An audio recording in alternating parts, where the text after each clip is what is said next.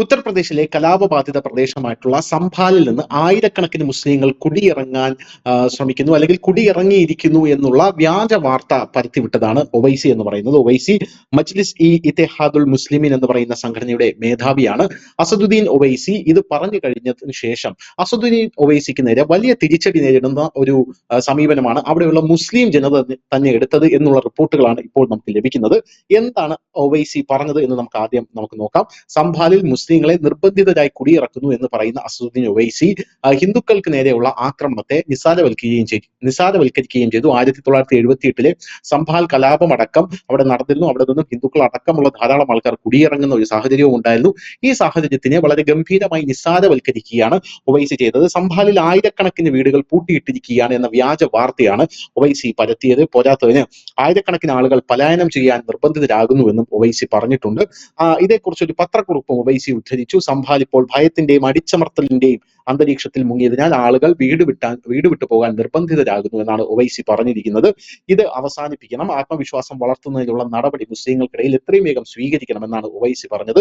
ചില പ്രദേശങ്ങളിൽ ഹിന്ദു സമൂഹത്തിന്റെ പലായനം നടന്നതായി മോദിയും BJPയും ആവർത്തിച്ച് തെറ്റായ കിംവദന്തികൾ പ്രചരിപ്പിക്കുകയാണെന്നാണ് സംഭാലിലെ കലാപത്തെ അടക്കം കോട്ട് ചെയ്തുകൊണ്ട് ഒവൈസി പറഞ്ഞത്.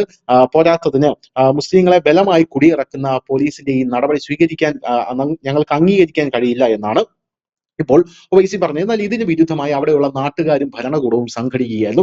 അവർ പറഞ്ഞത് ഞങ്ങളെ ആരും തർക്കപ്രദേശമായിട്ടുള്ള ജുമാ മസ്ജിദിന് ചുറ്റുമുള്ള മുസ്ലിങ്ങൾ പറഞ്ഞത് ഞങ്ങളെ ആരും നിർബന്ധിച്ച് ഇവിടെ നിന്നും കുടിയിറങ്ങാനായി ഫോഴ്സ് ചെയ്യുന്നില്ല. ഞങ്ങളുടെ ഇഷ്ടപ്രകാരം ഇവിടെ ഇപ്പോഴും താമസിക്കുകയാണ്.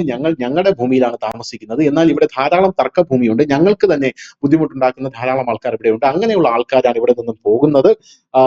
ഇസ്ലാമിസ്റ്റുകൾ കലാപം നടത്തുകയും കോടതി ഉത്തരവനുസരിച്ച് തർക്കഭൂമി സർവേ നടത്താനെത്തിയ സംഘത്തെ ആക്രമിക്കുകയും ചെയ്തതിനെ തുടർന്നാണ് സംഭാലിൽ വീണ്ടും വലിയ രീതിയിലുള്ള പ്രശ്നങ്ങൾ ഉടലെടുത്തത്. അതിനുശേഷം സംഭാലിൽ വലിയ റെയ്ഡുകളും വലിയ രീതിയിലുള്ള തർക്കഭൂമികൾ പിടിച്ചെടുക്കലും, എന്തിനു പറയുന്നു, വൈദ്യുതി പോലും അവിടെ മോഷ്ടിച്ച് ഉപയോഗിക്കുന്ന ഒരു SP-യുടെ ഒരു MP-യെ വരെ അവിടെ പിടികൂടുകയും ചെയ്യുന്ന ഒരു സാഹചര്യം ഉണ്ടായിരുന്നു. സ്ഥിതിഗതികൾ എന്നാൽ ഇപ്പോൾ സാധാരണ നിലയിലായ ശേഷമാണ് വീണ്ടും വലിയ രീതിയിൽ അവിടെ പ്രശ്നങ്ങൾ ഉണ്ടാക്കാൻ ഒവൈസി എത്തിയിരിക്കുന്നത് എന്നുള്ളത് മറ്റൊരു കാര്യമാണ്.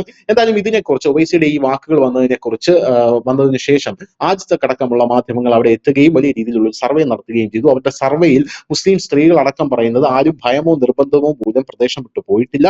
ഏതെങ്കിലും വീട് പൂട്ടിയിട്ടിട്ടുണ്ടെങ്കിൽ അത് വ്യക്തിപരമായ കാരണങ്ങളാണെന്നാണ് അവർ പറയുന്നത്. അതുപോലെ നവംബർ 24 ആക്രമണത്തിന് ശേഷം ചിലർ താൽക്കാലികമായി പ്രദേശം വിട്ടു പോയിരുന്നു. അത് ഈ ആക്രമണവുമായി ബന്ധപ്പെട്ട ആൾക്കാരാണ് എന്നും അവിടെയുള്ള ജനങ്ങൾ പറയുന്നു. എന്തായാലും മറ്റൊരാൾ പറയുന്നത് പൂട്ടിയിട്ടപ്പെടുന്നതായി കാണുന്ന വീടുകൾ, ചില വീടുകൾ ഒഴിഞ്ഞു കിടക്കുകയോ അല്ലെങ്കിൽ അവിടെ താമസക്കാർ വ്യക്തിപരമായിട്ടുള്ള കാരണങ്ങളിൽ പുറത്തു പോവുകയോ ചെയ്തിട്ടുള്ളതാണ്. ആക്രമണത്തിൽ 2500 മുതൽ 3000-ഓളം പേർ ഉൾപ്പെട്ടിട്ടുണ്ട് എന്നുള്ള റിപ്പോർട്ടുകളാണ് പുറത്തു വരുന്നത്. ഇവർക്കായുള്ള തിരച്ചിൽ യോഗി ആദിത്യനാഥ് നടത്തിക്കൊണ്ടിരിക്കുകയാണ്. പല ആൾക്കാരും ഇപ്പോൾ ജയിലിലുമാണ്. News desk news India Malayalam.